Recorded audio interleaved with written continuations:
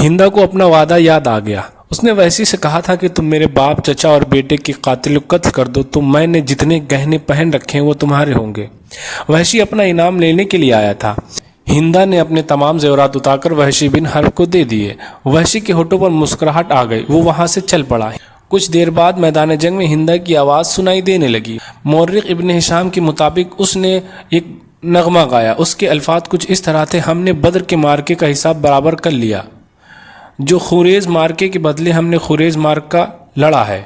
عتبہ کا غم میری برداشت سے باہر تھا۔ عتبہ میرا باپ تھا، مجھے چچا کا بھی غم تھا، اپنے بیٹے کا بھی غم تھا۔ اب میرا سینہ ٹھنڈا ہو گیا ہے، میں نے اپنی قسم پوری کر لی ہے اور وحشی نے میرے دل کے درد کو دور کرنے میں مدد کیا ہے۔ میں عمر بھر وحشی کی احسان مند رہوں گی، اس وقت تک جب تک میری ہڈیاں قبر کی مٹی میں مل کر مٹی نہیں ہو جائیں۔ ابو سفیان اس بھیانک منظر کو برداشت نہ کر سکا تھا، وہ پہلے ہی منہ پھیر چکا تھا۔ اس نے اپنے 2 ساتھیوں سے کہا کہ اسے یقین نہیں آ رہا ہے کہ محمد صلی اللہ علیہ وسلم زندہ ہے۔ خالد نے دور سے کسی اور کو دیکھ کر سمجھ لیا ہوگا کہ محمد صلی اللہ علیہ وسلم ہے۔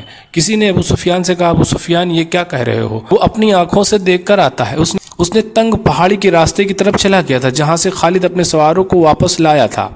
وہ ایسی جگہ جا کھڑا ہوگا جہاں سے مسلمان بیٹھے ہوئے نظر آ رہے تھے۔ محمد صلی اللہ علیہ وسلم کے ماننے والوں، ابو سفیان نے بلند آواز سے کہا: کیا تم میں محمد صلی اللہ علیہ وسلم زندہ ہیں؟ رسول کریم صلی اللہ علیہ وسلم نے آواز سنی تو آپ اپنے ارد گرد بیٹھے ہوئے تمام مسلمانوں کو اشارہ کیا وہ خاموش رہے۔ ابو سفیان نے اپنا سوال اور زیادہ بلند آواز سے دہرایا۔ اب بھی اسے کوئی جواب نہ ملا۔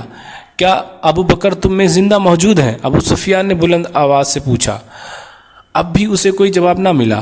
3 بار پوچھنے کے باوجود مسلمان خاموش رہے۔ لیکن کیا عمر زندہ ہے؟ ابو سفیان نے پوچھا۔ اس بار بھی مسلمانوں نے خاموشی اختیار کر رکھی۔ ابو سفیان نے گھوڑے کو دوڑایا، اس نے نیچے دیکھا۔ قریش کے بہت سے آدمی رسول کریم صلی اللہ علیہ وسلم کے متعلق صحیح خبر سننے کے لیے اے اہل قریش! ابو سفیان نے چلا کر اعلان کیا: محمد صلی اللہ علیہ وسلم مر چکا ہے، ابو بکر عمر بھی زندہ نہیں۔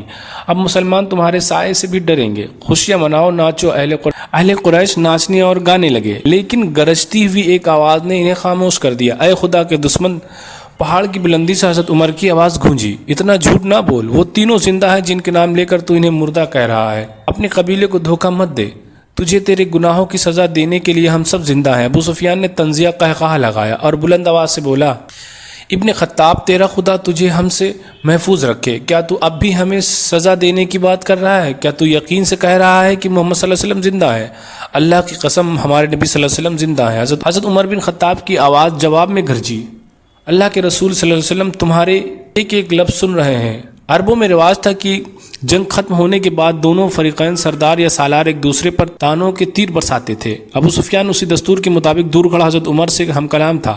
تم حبل اور عزبہ کی عظمت کو نہیں جانتے، ابو سفیان نے کہا۔ حضرت عمر نے رسول کریم صلی اللہ علیہ وسلم کی طرف دیکھا تو آپ صلی اللہ علیہ وسلم اونچا بول نہیں سکتے تھے۔ آپ صلی اللہ علیہ وسلم نے حضرت عمر کو بتایا کہ وہ ابو سفیان کو کیا جواب دیں، اور باطل کے پجاری حضرت عمر نے بلند آواز سے کہا: اللہ کی عظمت کو پہچان جو سب سے بڑا اور سب سے زیادہ طاقت والا ہے۔ ہمارے پاس اللہ ہے۔ رسول کریم صلی اللہ علیہ وسلم نے حضرت عمر کی زبان سے کہلوایا تھا: تمہارا خدا کوئی نہیں ہے، جنگ کا فیصلہ ہو چکا ہے۔ ابو سفیان نے کہا: تم نے بدر میں فتح پائی تھی، ہم نے اس پہاڑی کے دامن میں تم سے انتقام لے لیا۔ اگلے سال ہم تمہیں بدر کے میدان میں ہی مقابلے کے لیے للکاریں گے انشاءاللہ۔